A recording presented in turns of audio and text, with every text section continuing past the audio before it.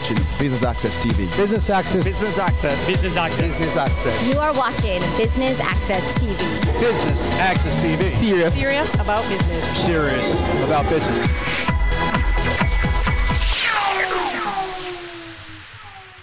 How much do you know about the LPO industry? Well, today you are in luck. We are here at the Norman Manley Law School for JAMPRO's Legal Process Outsourcing Forum. I'm your host, Amita Prasadweb. Please stay tuned.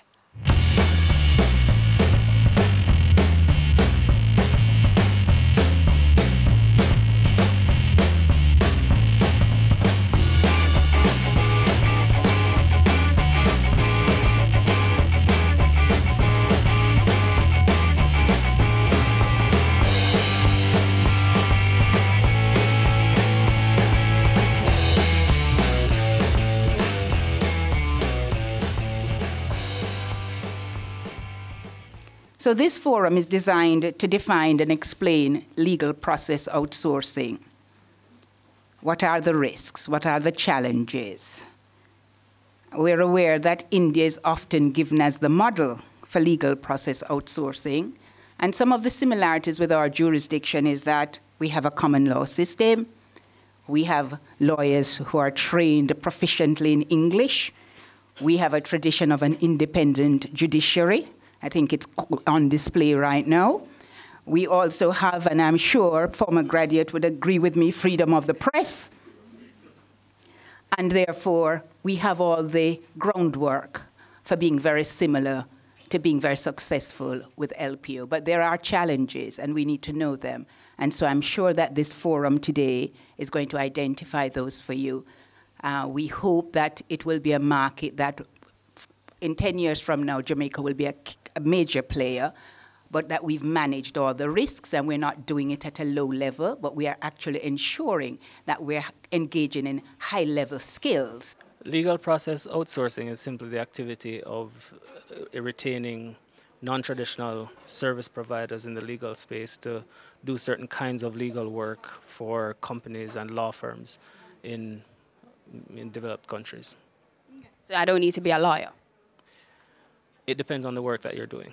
So, legal process outsourcing can involve work that doesn't necessarily require a lawyer, but generally speaking, lawyers are the ones delivering these services. Some countries have moved first on the opportunity to capitalize on some of this work now flowing out of places like North America and the UK. And those countries have certain things in common. They have a large number of English-speaking legal professionals. They have good IT infrastructure or ICT infrastructure. And they can deliver legal work, certain kinds of legal work, or in fact, a lot of the legal work we do for lower rates and at least comparable quality. The legal industry latched on to this LPO idea, and that's reflected in the value of the LPO industry. So in 2016, estimates vary, but reasonable estimates have the LPO industry in 2016 at $4 billion US. By 2024, estimates have the industry at 40 billion, around 40 billion US dollars. That's not just significant money, but it's even more significant growth over a very short time. Now, when I see these numbers, I think, how do we and how does Jamaica participate in this growth in a meaningful way? How do we get a sliver of that $40 billion that's up ahead? We don't need the entire 40, and in fact, we can't have the entire 40 billion. We need a sliver of that 40 billion. This is substantial business, and Jamaica is in a good position to participate in that in some way. We need to determine what that way is and how we do that. Currently, there are 6 key areas that are outsourced from North America and the UK. There's contract drafting, which involves playing a role in the process of how contracting is done by lawyers for their clients. So often you find, the contract, a draft is sent, it's negotiated, it's signed, but then everybody sets that down and it's forgotten. Nobody tracks the risks, nobody tracks the life cycle of that contract. whether they're staying inside the provisions or not. And that's become a key area for LPOs.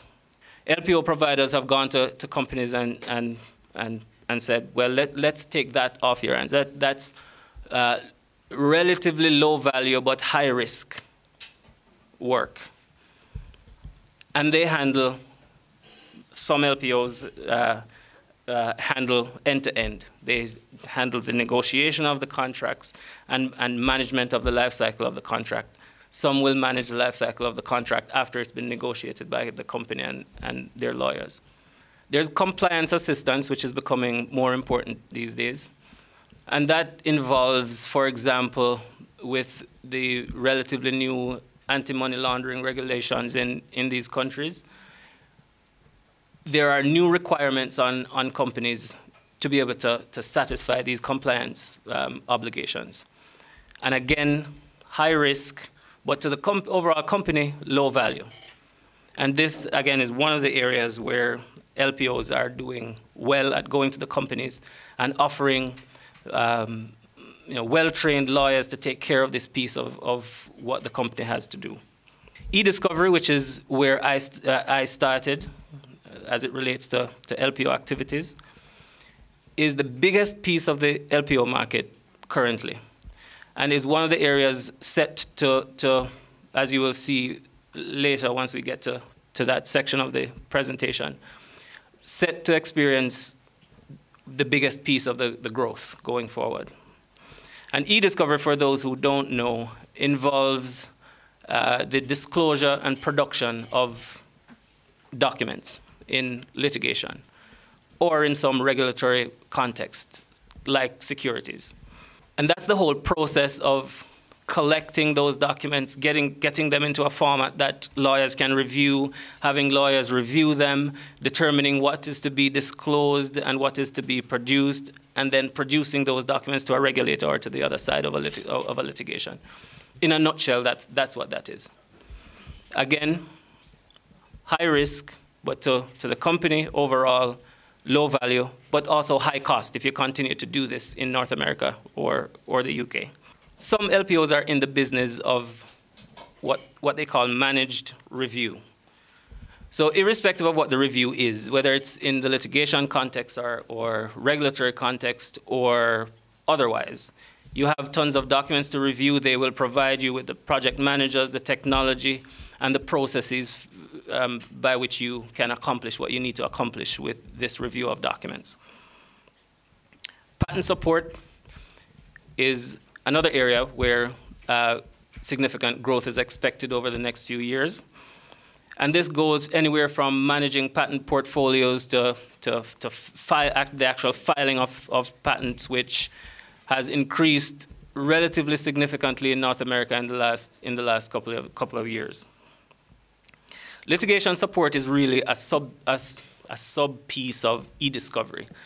And that's some of the more technical, technology-driven pieces of the process where, the documents, for example, you go into a company, you collect their documents from their IT infrastructure. It would be really inefficient for a lawyer reviewing those documents to be opening each document, to be requiring the native application to open each of these documents. So PowerPoint, you have to open in PowerPoint and review. Then you have to open Word in Word. Litigation support offers the ability to convert those documents relatively quickly into a seamless format where a lawyer can review document by document and provide his or her input on those documents in a seamless way. But that's really a piece of the e-discovery process. So the US and Canada are generally outsourcers, but are also outsourcing locations because there are firms in the US and Canada where companies will outsource their work, their alternative legal services providers operating in those countries as onshore outsourcers. The UK in Europe is a big outsourcer, and again also has some onshore outsourcing happening. In Asia Pacific, India is the big one. Australia is coming on stream. China for very particular functions in the space. Brazil and Mexico, not quite there. But South Africa is one of the leading jurisdictions for LPO services. You have a company like Exigent, for example, that operates out of South Africa. And we'll talk about this again later, but all these outsourcers, one of the key success factors for them is having boots on the ground in the countries from which the work is being outsourced. I operate in the Canadian market, so I thought I'd use Canada as an example to show you the kind of growth that's expected for the LPO industry in each of these areas that we just talked about. And you'll see that e-discovery, patent support, and litigation support are by far the largest benefactors of the growth we'll see going forward. This information is there to plant the seed in your mind as to if you're thinking about getting into this space, where do you focus your energy? It makes sense to focus your energy on the areas where big growth is expected. How much do you believe in the viability of the LPO sector here, and why? I think it's a quite viable sector in Jamaica for a number of reasons. So first is Jamaica has a big supply of well-trained English-speaking lawyers who are able to deliver quality service for lower fees than companies or law firms can get in certain jurisdictions. Jamaica is also strategically located in the world. So we're right in the backyard of North America, for example, where we can almost seamlessly become a part of a legal team in that country, being on the same time zone, for example. We're close enough to the UK and have strong enough ties with the UK to be able to be an extension of a UK team as well. We have a common law legal infrastructure in Jamaica. There are legislation and laws in Jamaica that are modeled off laws from some of these countries as well. So it's not an unfamiliar place to do that kind of work or that kind of business. A few of the challenges that were mentioned earlier in regards to location, time zone, scalability, and then privacy. Can you speak to some of that? I'll take scalability first because I think that's one of the bigger limiting factors for Jamaica. If you compare Jamaica to India, for example, which is one of the main outsourcing locations in the world, the population is massive in India, and the number of well-trained lawyers you might get in India is a lot larger than it is in Jamaica. And Jamaica is restricted by the fact that we're not really that many people when you compare us to other places in the world. But what's interesting to note, though, is the impact that technology is having on some of the services that are outsourced is actually, I think, is a positive for Jamaica. Because with the technology now, you need less people to be delivering these services. And so I think that puts Jamaica in even a stronger position going forward. The LPO industry is rapidly growing. I mean, estimates vary, but we're looking at growth between 2016 or 2017 from $4 billion US to $40 billion US. That's a massive compounded annual growth rate for that industry. And I think that shows us the kind of promise that's in that space for countries like Jamaica that's already doing very well in the general business process outsourcing space. It excites me particularly because it's a means by which Jamaica can add some sophistication to what we're able to deliver in terms of labor, in terms of work, and being able to insert Jamaicans into the international, the global value chain in the way that we can insert Jamaican lawyers in the value chain, I think is an exciting thing for Jamaica. Speak to us about the LPO forum today at the Norman Manley Law School. All right, so we decided to have this LPO forum because one of the things we're trying to do is start the LPO industry because it's one of the industries that's growing rapidly worldwide. And I believe there's a tremendous opportunity for Jamaica to carve out a niche in this space. As you know, we have already been successful in the business process outsourcing industry. In a number of industries, we are doing it in healthcare, we're doing it in tech support, we're doing it in finance and accounting, we're doing it in HR. So we've been very successful in that industry. And a lot of the characteristics that drive success in that industry are the same characteristics that can allow us to be successful in the LPO industry. What would you say are some major challenges for a few of your attendees here today? To wrap their mind around the changing construct of the way work is done and, you know, the changing characteristics of the legal profession. If you think about it, because of globalization, a lot of professions are being disrupted. You'll talk to architects who'll tell you people are now downloading drawings from the internet and just customizing it for the country. If you look at the whole BPO industry, work is sliced up, and you have people being hired with no degrees, for example, and they are trained to be specialists in a particular area. So in Jamaica, for example, we have people with 5 CSEC subjects who are doing level 3 tech support in a telecoms environment. Why? Because you can train them and create expertise and excellence, service excellence in people in specific slices.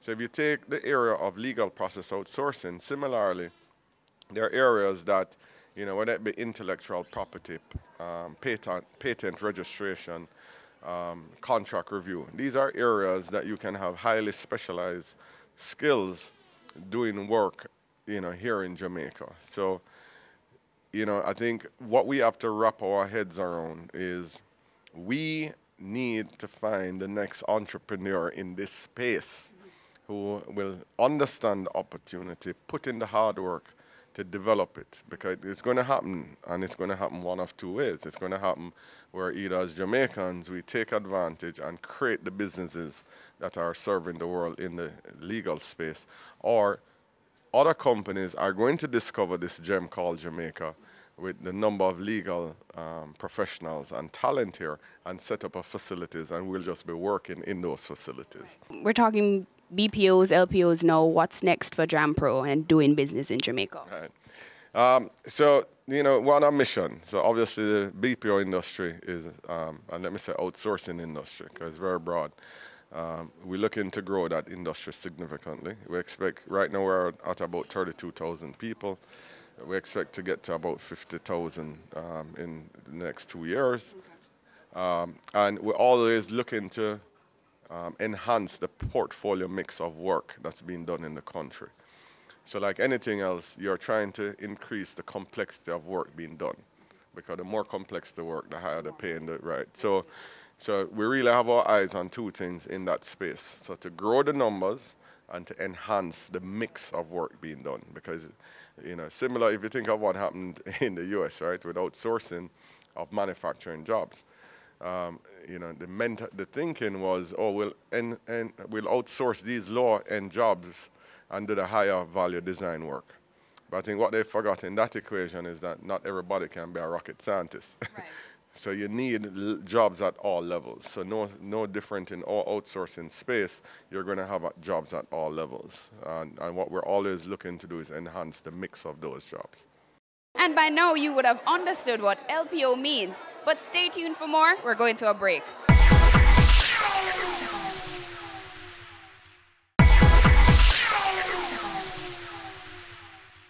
Local law firms, I believe, can create capacity. It doesn't have to be an entire staffing agency. Local law firms can create capacity to train legal staff in the core skills needed in an outsourced project. It's not getting into the subject matter of the foreign law. And then the staffing agencies overseas who already have that capacity can simply identify a Jamaican law firm that has that potential and engage them directly. Or the overseas law firm can engage the person, the entity in Jamaica, directly.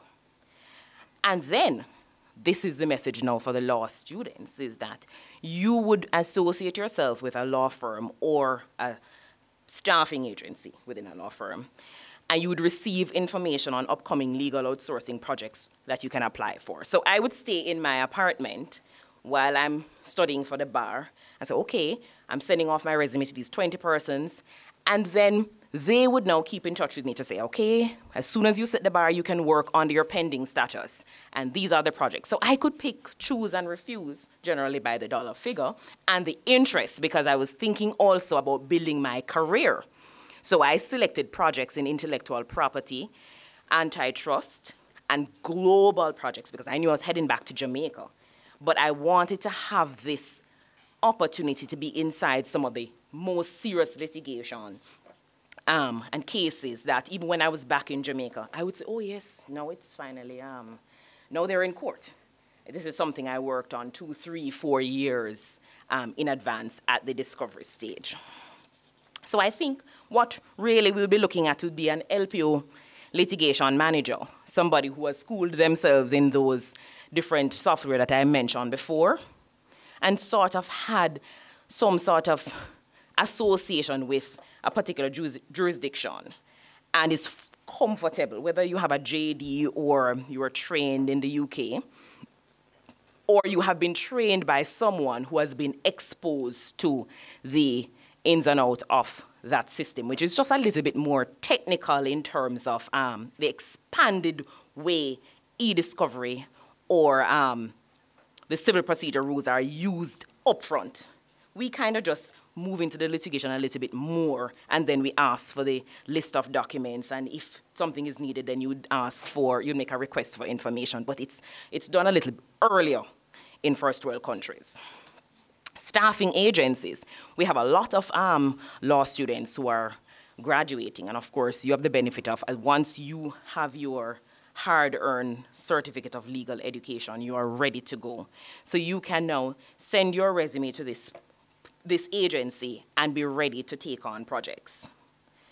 And paralegals. Paralegals also play a role in this. They don't need to have international certification, but what they need to be is familiar with those rules I spoke about, and it's generally relevance, privilege, that sort of a thing. I put there that the Jamaican Civil Procedure Rules, Part 28, is a great start for anyone, and also just to look online on YouTube to see how those e-discovery software would work.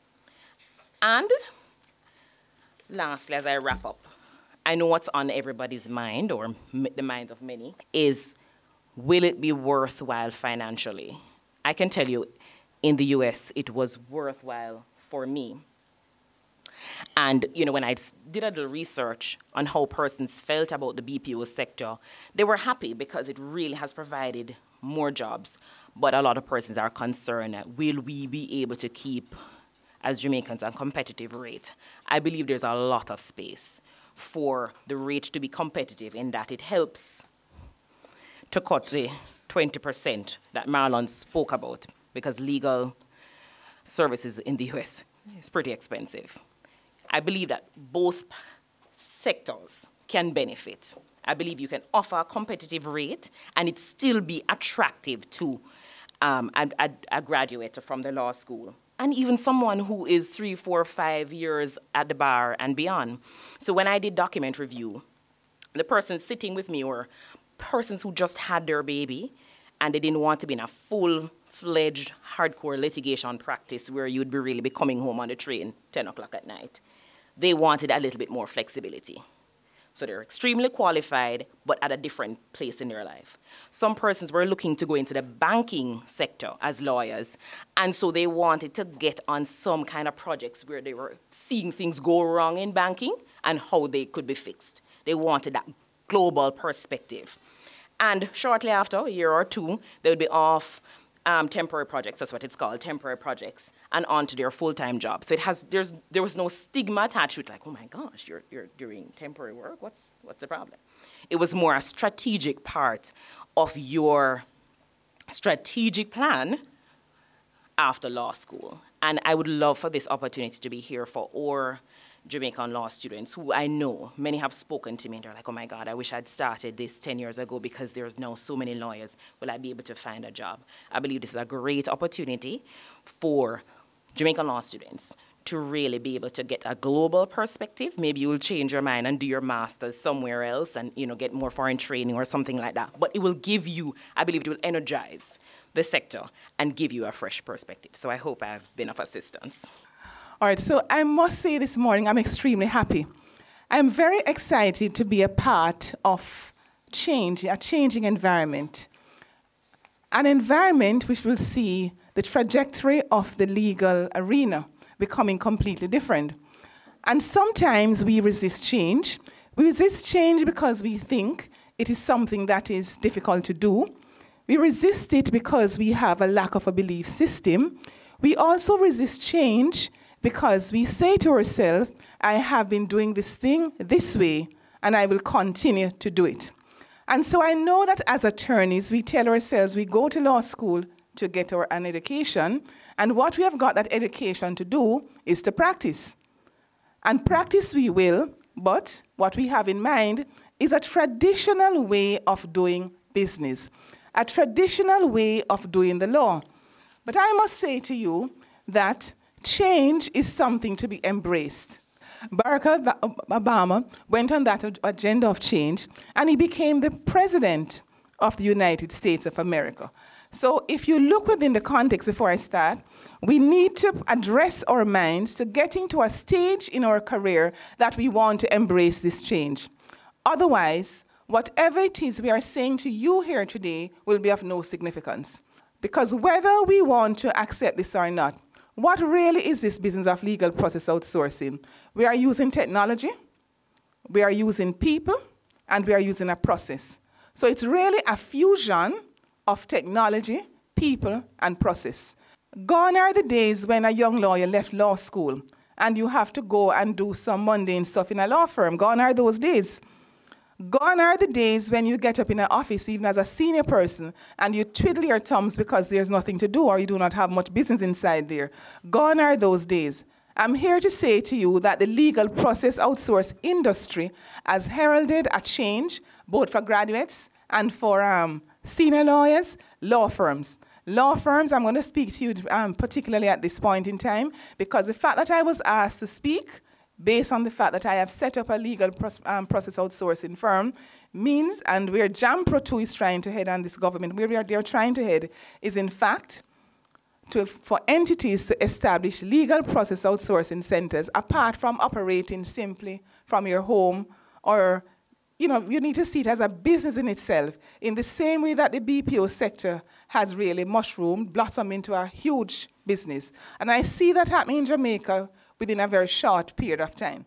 We are in a global space, and the reasons given for this business doing so well in India, in all of those other places, is simply because of the matter of globalization and people needing to get their work done elsewhere at a cheaper cost. The demand is also there because people are talking about efficiencies of scale. Where the LPO is concerned, people for some type of matters can give their matters to a firm overnight and have it in their hands the next morning because there's no time limit. You know, we go to work at the law firm 8:30 in the morning and we finish at 5 or at 6 or at 7 if you're going overtime and all of that. This business has no time limit. Depending on the client you're working for, you may find that your operation is going 24/7. In Jamaica, we need to get there. We need to get there because if you look at our economy cannot be sustained on a system where services such as legal services are simply given within some long periods of time. Otherwise, entities are going to be missing the boat. The global market space is saying, we need it now. We need it yesterday, day before yesterday. And that is what the LPO service can do. With the development of the internet technology, what you find is a lot of things can happen at the same time. So in our law offices, we use regular windows and little things like that. When you get to the LPO, your cost is going to be defined by the amount of technology that you put in there. Because this technology is going to be helping you to do a number of the things in a very fast manner, quickly, so that you can get them out of there. You have increased automation of legal functions. Again, technology is going to help you to do that. And of course, you have information security. So with that improvement in information security, what you have is that whole business where people were concerned because of lack of confidentiality and all of that, that is now gone through the window. So demand for this service gets greater because there's now a greater level of confidence. New technological tools is causing that. You have accessibility, of course, to outside talent. You have round-the-clock availability, as I've said, and the ability to cut back other operations. That is what companies are looking for. I am asked to add to the question, is this LPO opportunity perfect? It is not perfect, because to say it is perfect would be like my saying to you, I never lie. At some point in our lives, what happens? Those little white lies come, right? So for us to now say that the LPO thing is perfect is akin to that. Because, of course, we have some obstacles. We have lack of awareness. We have information security concerns.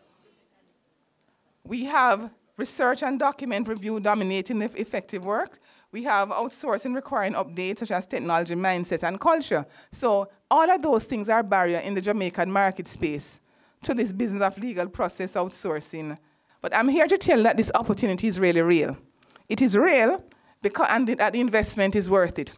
If you have law firms and other LPO providers earning up to it is estimated they earn up to $40 billion.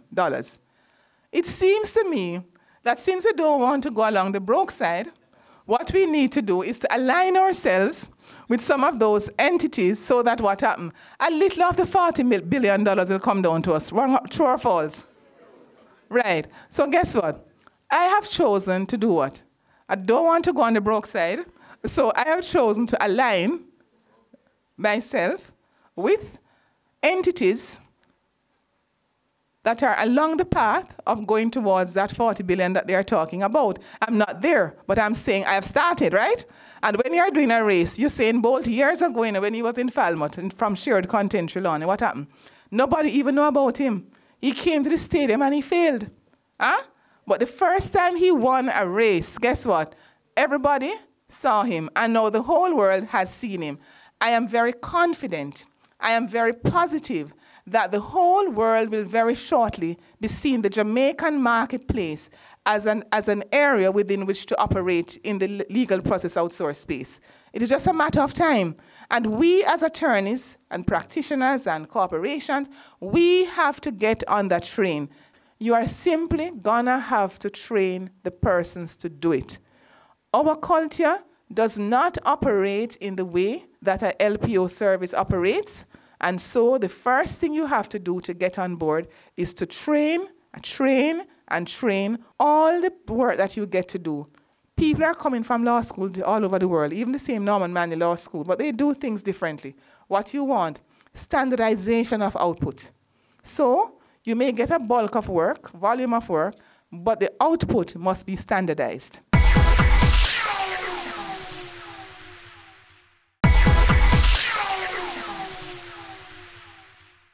You're tuned in to JAMPRO's Legal Process Outsourcing Forum in association with Norman Manley Law School. Please stay tuned for more highlights. Centennial Legis Solutions was born out of a talk I had with Ms. Diane Edwards from JAMPRO. And in fact, I had been researching on it for over 4 years before then. And when she said to me last January that this is something that JAMPRO is looking into trying to promote, I immediately jumped into it by February because I said, Diane had been talking about this thing. I've been researching this thing all along, and guess what? I'm happy I've gone down the road because it's good to jump in the forefront and be a pioneer in this business. And so, I'm happy I've done it. Speak to the growth of your business so far. All right, when we started, we had a number of hiccups because we had companies, connecting but not paying, simply because Jamaica was not known for LPO service. Still getting there. But then since then, what we have had is that we have had persons who now believe more in this business because of the push that JAMPRO has been giving it. And so I have on board local and international partners. I am so happy that JAMPRO and Norman Manley Law School had this seminar today, simply because no man is an island. No man stands alone. So what we have to do to get Jamaica to be known, just as what happened in the BPO sector, we simply have to get many, many players on board so that together we have strength in numbers and the world will be able to see us much better. How can people with law degrees who are not necessarily attorneys be a part of the market? Speak to that, please.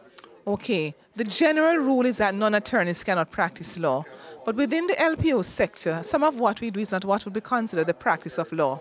And hence, we have some people who have degrees in law, would be important. So hence we have areas that practicing lawyers would be required to do and areas that non-practicing lawyers would be able to do. So it's not as technical as they say it. What is more important is the technology behind it and the level of confidentiality that you can maintain, because that is what is important to the marketplace.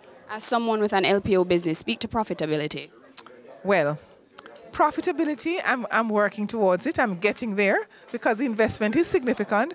But once you have contracts in place, I'm sure that we're going to be making it. The Jamaica landscape is about to change significantly because with the LPO services, what you're going to find, instead of the lower level value chain service that Jamaica gets, the LPO service offers significantly more income for Jamaica. And so I would really be delighted if many other players get on board, get this business moving in Jamaica.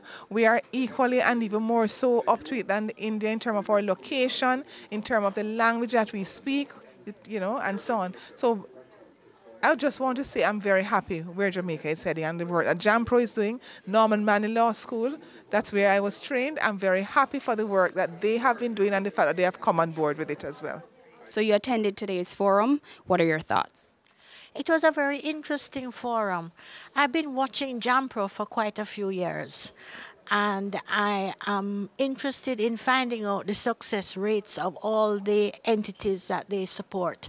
A lot of energy goes into it, a lot of investment goes into it, and I think an analysis of the ones that succeeded and the ones that failed would help them in their model in future endeavors.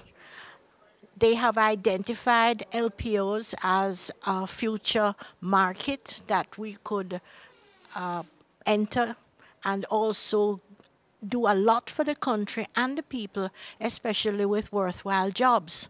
Because so often the children in schools are demotivated. They're in an environment which doesn't engender easy learning. They have problems which affect their whole studying, and yet we have so much talent and so much success. Therefore, they are quite a pool that we can call on, especially with good training. And what came out of the meeting today is, in the conversation, was that we need to change a culture so that they understand that going through school, it was a matter of scoring to pass exams, getting certificates, getting degrees. But now it's about creativity, innovation, credibility, reputation, and no mistakes. Because when you make a mistake, it's very hard to recover. And Marlon, the audience is asking if you could come up here to make a presentation, because I want to see more of you. To provide some guidelines as to creating the perfect LPO business, if that exists. The sliver we talked about, the sliver of that $40 million that we talked about. Thank you very much. How big that can be will be directly influenced by how much you can scale. Countries like India participate really substantially in that revenue in the market. And one of the big reasons is there are so many of them. And there are so many of the Indian population that are trained as lawyers. For Jamaica, what are we now? How big are we now? 2.7 million people. Of those, we are training, proportionately we're training a lot more lawyers than our market can absorb, but certainly not enough to power number 2 or number 3 LPO industry globally. That, however, is not a factor that's limiting enough to keep us out of the space. I say that because countries like Israel, most of the outsourcing Microsoft does is to Israel. That's as a result of a number of factors, including the fact that the guy who runs e-discovery at Microsoft is from Israel. But they do well not just with Microsoft, but with companies like Microsoft as well. And they are participating meaningfully in that revenue, 4 billion it is now, that the market is seeing. So all that to say, scale's an issue, but don't think it's an issue that should hinder our progress in the space. Rates may be an issue. If we think in US dollars, you can get services from India as low as $10 US an hour. I'll just let that soak for a second. It may be challenging for Jamaica to deliver those services at those kinds of rates. India is the outlier in that respect. So countries like South Africa or Australia also can't deliver services at those rates. So that, again, shouldn't be the reason we don't play a meaningful part in the process. On the issue of rates and cost, Velma talked about the technology. In my practice at my firm, there are certain pieces of what we do that we offer on alternative fee arrangements. So we are able to say to a client, for a fixed fee of X, you'll get the work done. You don't have to worry about the hourly billings or whether it's going to be higher or lower. X is your cost. And we're able to do that because of what we've done with the technology. So we've tossed technology at these pieces of the process that takes away the human input that's required. And so that fixed fee, the margins on that fixed fee becomes bigger and bigger and bigger as we perfect the technology, because we need less and less and less human time input in the process. So technology is a key piece of how Jamaica could think about how we compete with respect to the rates that can be offered in other places. The time zone issue, few people mentioned, I think that's actually neutral for Jamaica. Because the intention would be, I would think, to service both North America and the UK. We have strong enough ties with both of those jurisdictions to provide services to those jurisdictions successfully. For North America, we have a strength in terms of the time zone. If we're going to collaborate in the way that I know law firms there like to collaborate with their outsourced partners. For the UK, we have the advantage also of being up while they're asleep. Security and ethics was a big concern for a lot of North American and UK companies and law firms thinking about the outsourcing alternative. Security in the sense that you're sending your data overseas to these countries that have less rigid controls around data privacy and data security than your jurisdiction does. Many clients would kibosh the idea for that reason.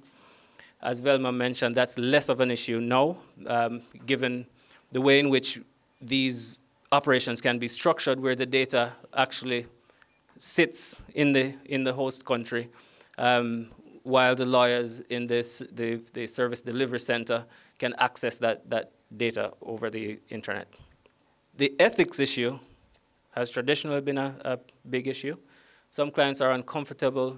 We know that North American lawyers and UK lawyers are trained to behave to a certain ethical code. The regulations are similar in terms of professional regulations, and people trust that, and people are comfortable with that. Not so comfortable when you go to India, where there have been examples of not so ethical behavior around things. So you're a massive telecommunications company, and you need document review. It's a highly confidential case. You send that case to your LPO provider, people begin to take pictures of certain documents, people begin to record the contact information of a CEO or a head of marketing, because they know they're going to move to that place soon, and they want to be able to contact somebody to get a job. These are all things that have happened and have scared certain clients into not wanting to try the alternative, depending on where it is. But LPO providers have responded to that with things like access controls for areas in which people are working. People can't bring cell phones in. The databases they work in are locked down to read-only. People can't print information from the documents they're reviewing. So where we stand today is that, at least in North America and certainly in the UK as well, the market is much more comfortable from a security and ethics perspective. So again, that shouldn't be a barrier that stops Jamaica from participating in the space. So we were approached by JAMPRO to look at legal process outsourcing. We obviously are the strategic player in the market in that we provide vocational training for attorneys at law after they have completed their undergraduate studies. And we also have a research publication education unit, which also provides training beyond our core training of practicing as attorneys at law. So this was obviously an opportunity that we could not miss. What would you say was the benefit of this forum for attendees, I guess specifically the graduates of your law school? There were a mixture of persons in the audience, younger graduates, older persons who have been out for some time, looking at opportunities to be LPO providers, and also our young graduates, or the employability of our graduates is something we are concerned with. And I think the panel was able to set out and know how, some of the risks, some of the challenges, and to explain the market so that people could better understand it. So really it was an educational forum. In regards to some challenges that were listed by your panels, it sounded like a lot of those can be worked out if lawyers partner with businessmen or entrepreneurs in order to get it off the ground. What are your thoughts on that? That's clearly so, that we're talking about entrepreneurs, whatever their sets of skills and competencies coming together to provide a space in the market. One of the challenges is scale, as was said, and so it's about people coming together and providing strategic partnerships to deliver the skills. So now you're having a forum on LPOs. What's next for Norman Manley Law School?